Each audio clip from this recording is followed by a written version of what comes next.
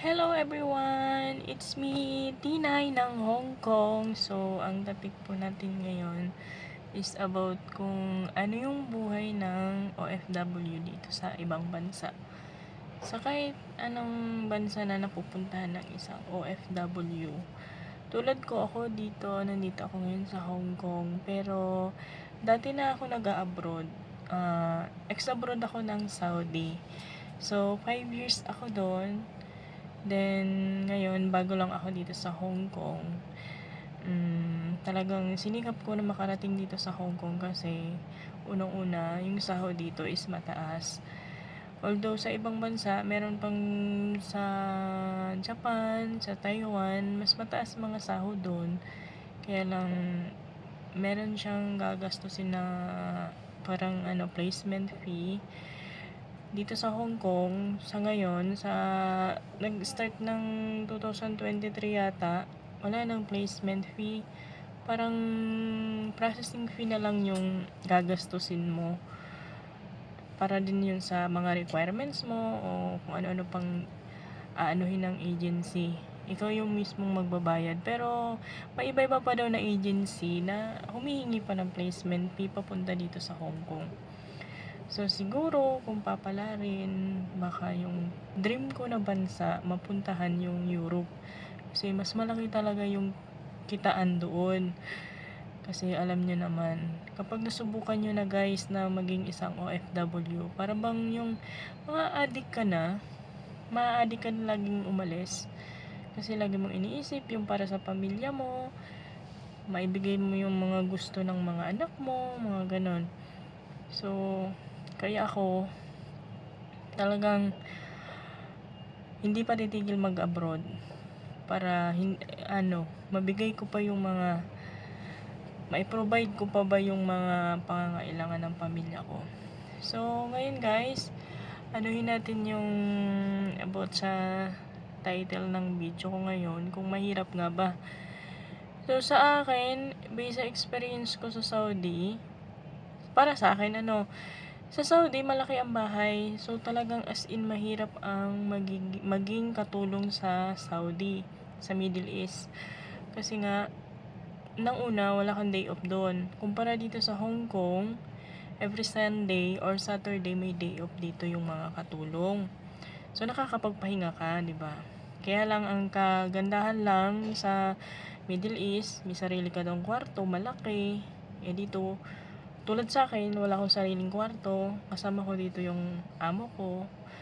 So, sa taas ako, sa baba siya. Double deck yung higaan namin. Then, sa Saudi naman, malaki kwarto ko doon. May sarili akong CR. So, may privacy ka.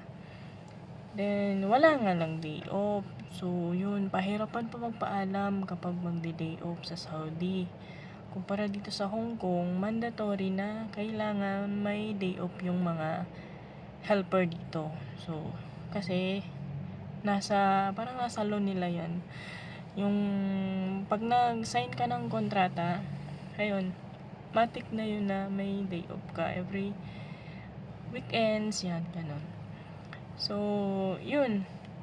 Para sa akin, talagang mahirap sa Saudi kasi yung trabaho doon is patayan talaga guys. Para dito sa Hong Kong, ang liit-liit lang ng bahay. Kaya lang, talagang pimpang parang may ilang ka na lang kasi anong tawag doon, sa liit ng bahay, lahat may mga CCTV. So, parang laging may nakamasid sa'yo. Kumpara naman sa Saudi, may CCTV din doon pero kokonti at ang laki ng bahay. Pwede kang magtago, tago ka dito, tago ka doon, gano'n. Pwede kang mag-stay sa CR. Ang CR po pala guys sa Saudi, pinakamadami na talaga 10. Yun. Pinakamaano na yung may 5, ganun, pinakamababa na yun. Pero 10 talaga lagi ang CR ng Saudi. Yun, kasi naging ang palapag doon, sa akin, yung dati kong amo, 4 na palapag yung bahay. So, ganun.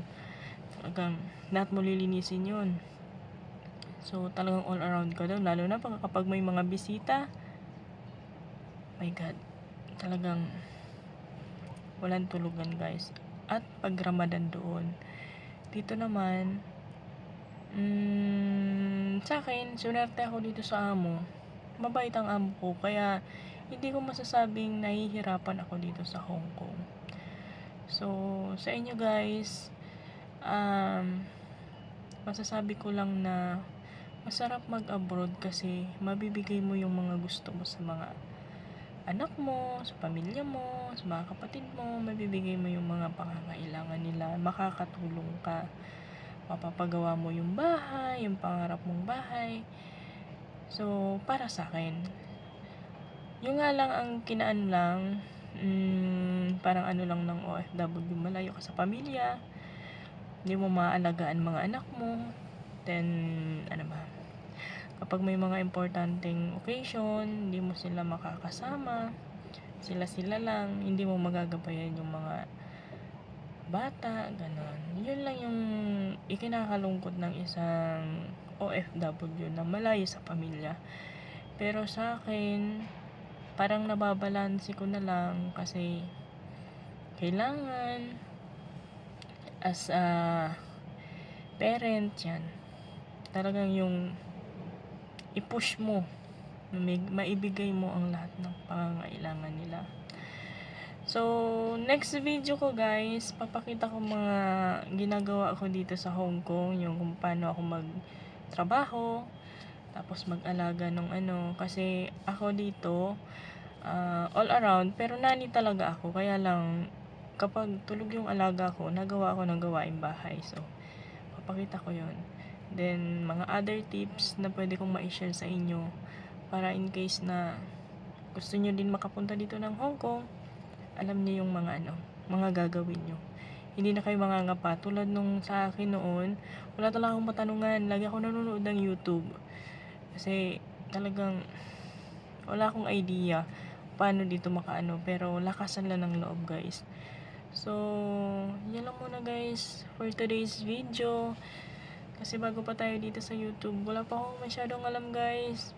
Guys, please like and share and subscribe na din kayo sa aking channel guys. Please, please, please, please. Bye-bye! Magandang araw po sa lahat!